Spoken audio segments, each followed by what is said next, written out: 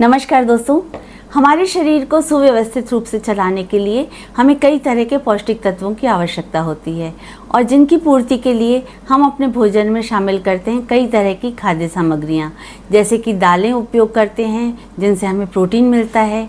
Carbohydrates के लिए हम अनाज उपयोग करते हैं।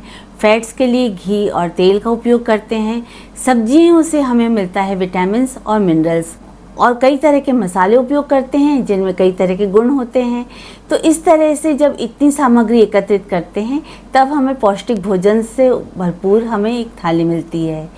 पर अगर आज मैं कहूँ कि हम एक ऐसी डिश बनाएंगे जिसमें एक ही डिश में सारी पौष्टिक तत्व भी होंगे और सारी खाद्य सामग्रियाँ भी होंगी, तो घबराइएगा नहीं, ये खिचड़ी नहीं है बल्कि बहुत ही लजीज, चटाकेदार और बहुत ही टेस्टी पौष्टिक हांडवो की रेसिपी है। जी हाँ, हांडवो। वैसे तो हांडवो एक गुजरात की डिश है, पर भोजन के मामले में हमने चीन और इटली को नहीं छोड़ा, तो फिर इसके कैसे छोड़ दें, जबकि ये तो हमारे देश की ही डिश है और इतनी पौष्टिक है और टेस्टी भी है, तो हम ज़रूर इसको अपनाएंगे। वैसे तो आप लोग भी बनाते ही होंगे हांडवो, पर ये थोड़ा हो सकता है अलग हो, क्योंकि अधिकतर लोग इसको चावल के साथ बनाते हैं, पर मैंने इसमें डाला है मिलेट। अगर आप मिलेट्स के बारे में, श्रीधान्यम के बारे में नहीं जानते तो ये वाली प्लेलिस्ट ज़रूर देखिएगा। इसमें मैंने मिलेट्स की पूरी प्लेलिस्ट दी है, जिसमें मिलेट्स क्या होते हैं ये बताया है, कौन कौन से मिलेट्स होते हैं, श्रीधान्यम क्या होते हैं, इनके बारे में विस्तार से जानकारी दी है। कई सारे वीडियोज़ हैं, आप देखिएगा, आपके सारे कॉन्सेप्ट क्लियर हो जाएंगे। तो इसमें मैंने यूज़ किया है फॉक्सटेल मिलेट। तो आप फॉक्सटेल मिलेट के अलावा और कोई सा भी यूज़ कर सकते हैं, जैसे आप कोदो ले सकते हैं या आप प्रोसो मिलेट ले सकते हैं, कोई सा भी श्रीधान्यम ले सकते हैं इसके अलावा, या फिर आप चावल से भी बना सकते हैं। और कई लोग तो दाल चावल को हटाकर सिर्फ सूजी से भी बनाते हैं, तो वैसे भी बनता है। पर सूजी से बनाने में एक वो है कि ये इसमें दाल चावल का हमें पौष्टिक तत्व नहीं मिल पाएंगे, सिर्फ सूजी रह जाएगी। सब्जियां होंगी हालांकि इसमें, पर सिर्फ सूजी रहती है, तो वो भी बना सकते हैं और ये इंस्टेंट बन जाता है सूजी वाला। तो पर ये वाला जो हम दाल चावल वाला बनाते हैं, इसमें एक फ़ायदा ये भी है कि फर्मेंटेड है। फर्मेंटेड फूड यानी इसमें गुड बैक्टीरियाज़ हैं जो हमारे गट हेल्थ को दुरुस्त रखने के लिए बहुत अच्छा होता है। तो एक ये एडिशनल फ़ायदा है इसमें। और हम इसमें कुछ नट्स और सीड्स भी उपयोग करेंगे, जैसे कि हम इसमें मूंगफली के दाने डालेंगे और तिल के बीज भी डालेंगे, तो ये भी हमारे लिए बहुत उपयोगी हो जाएगा। तो इस तरह से ये वाली रेसिपी आप कुछ फेरबदल करके और भी अपना सकते हैं, पर एक बार ये वाली रेसिपी जैसे मैंने बनाई है वैसे ज़रूर ट्राई कीजिएगा, और फिर कुछ चाहें तो चेंज करते रहिएगा। फिर हम अपनी रेसिपीज़ के साथ तो कुछ फेरबदल करते ही रहते हैं, जो हमें पसंद है वो ऐड करते रहते हैं, जो पसंद नहीं आया उसको हटाते रहते हैं। तो बिना देर किए जल्दी से आज का वीडियो शुरू करते हैं और देखते हैं हांडवो बनाने की रेसिपी मेरी स्टाइल से। हांडवो बनाने के लिए आज हमने ली है 1 कप चना दाल, आधा कप तुअर दाल या हम जिसे अरहर दाल भी कहते हैं, तो ये आधा कप ली है। फिर लिया है 1/4 कप मिक्स दालें, इसके बजाय आप उड़द दाल भी ले सकते हैं या मूंग दाल भी ले सकते हैं। फिर हमने लिया है फॉक्सटेल मिलेट 1 कप, लगभग 1 कप से थोड़ा कम है, तो ये है फॉक्सटेल मिलेट। तो ये लिया है हमने 1 कप, तो इसके बजाय आप दूसरी कोई मिलेट भी ले सकते हैं या चावल भी ले सकते हैं। तो ये ले लिया है। अब इन दोनों को अलग अलग इसलिए लिया है कि हमें दालों को अच्छी तरह से रगड़ रगड़ के धोना है, और मिलेट को धोने का तरीका अलग है, उसको हल्के हाथों से धोना रहता है, इसलिए इन दोनों को धो के रख लिया है। अब इसमें दोनों में साफ़ पानी डालकर हम ओवरनाइट सोक करने रखेंगे। इसको लगभग 8-9 घंटे हमें सोक करना ज़रूरी है, मिलेट्स को भी और दालों को भी। तो ये सोक करने रख दिया है हमने। तो ये प्रोसेस मैंने रात में की थी, सोते समय 10 साढ़े 10 बजे करीब। तो ये हम रात भर के लिए भिगा कर रख देंगे और हम सुबह इसको पीसेंगे। तो ये हम ओवरनाइट सोक करने के लिए छोड़ देते हैं। अब ये हो गई सुबह, तो लगभग 8:30 बजे का टाइम है। तो ये हम अब पीसने की तैयारी कर रहे हैं। तो दालों का जो पानी है वो हमने निकाल लिया है, पेड़ पौधों में डाल देंगे। और जो मिलेट का पानी है इसको हम फेंकेंगे नहीं, अगर पीसने में हमें कुछ पानी की ज़रूरत होगी तो यही पानी यूज़ कर लेंगे। तो अब हम इसको पीस लेते हैं। तो ये हमारा बैटर पिसकर तैयार है और देखिए इसको अब अच्छे से मिला लेंगे ताकि जो दालें हैं और मिलेट है इन दोनों का मिश्रण अच्छे से मिक्स हो जाए। और अब इसे फर्मेंट होने के लिए छोड़ देंगे। तो फर्मेंट होने के लिए भी लगभग 9-10 घंटे लगेंगे। तो ये हमारा शाम को 6-7 बजे तक रेडी हो जाएगा। तो अब शाम के 6 बज गए हैं। तो अब हम चेक कर रहे हैं कि हमारा बैटर अच्छी तरह से फर्मेंट हो गया है। तो अब हम इसको अच्छे से एक मिक्स देंगे और ये बैटर थोड़ा ज़्यादा है, हमें अभी इतना नहीं लगेगा। तो जितना एक्स्ट्रा है वो हम एक एयरटाइट कंटेनर में निकाल कर रख देंगे ताकि हम ये बाद में यूज़ कर सकें।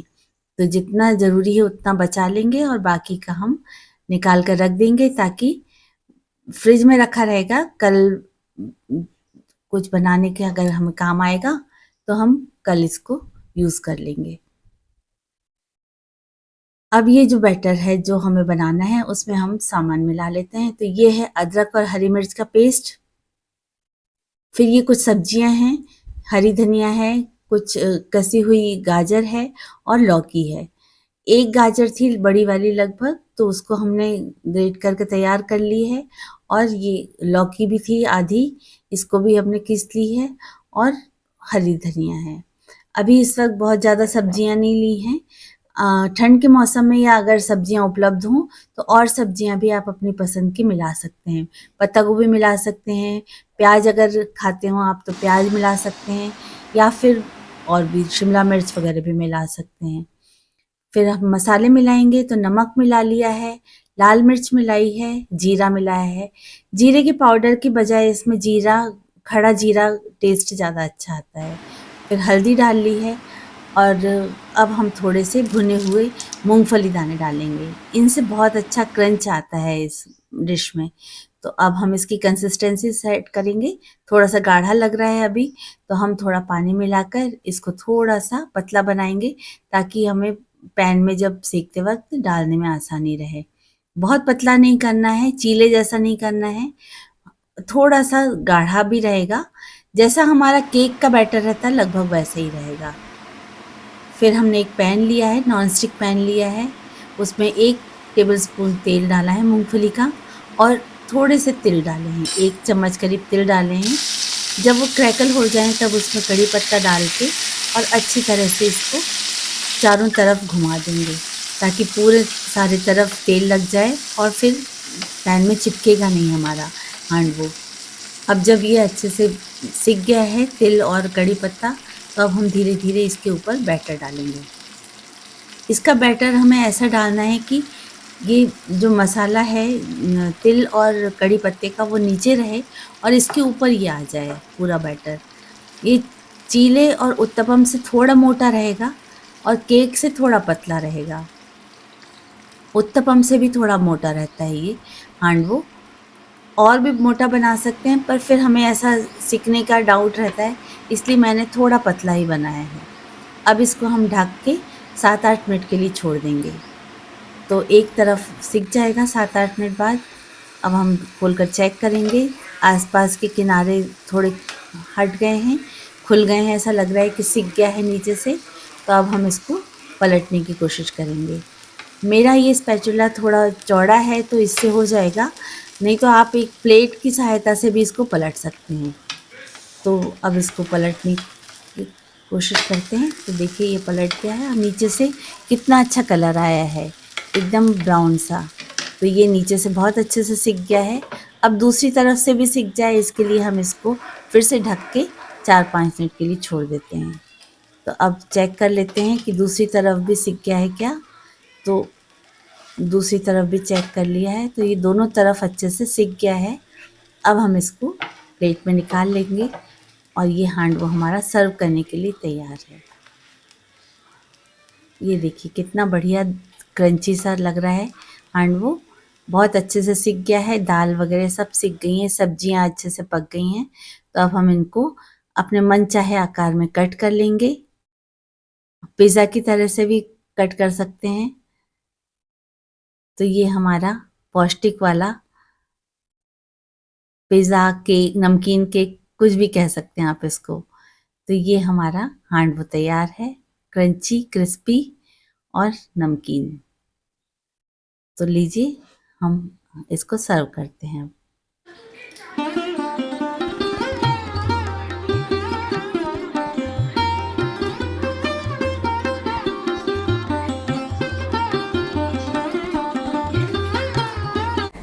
तो जी देखा ना, बन गया कितना बढ़िया हांडवो। आप लोग भी ट्राई कीजिएगा इस रेसिपी से बनाना और मुझे फीडबैक ज़रूर दीजिएगा।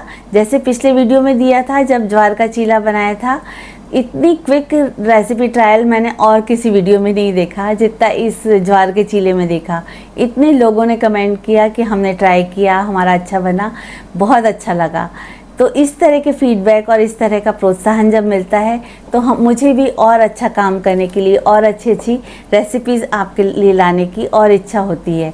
तो धन्यवाद आप सबका, आप लोगों ने उस वीडियो को इतना पसंद किया और मेरी रेसिपी ट्राई की और पसंद की।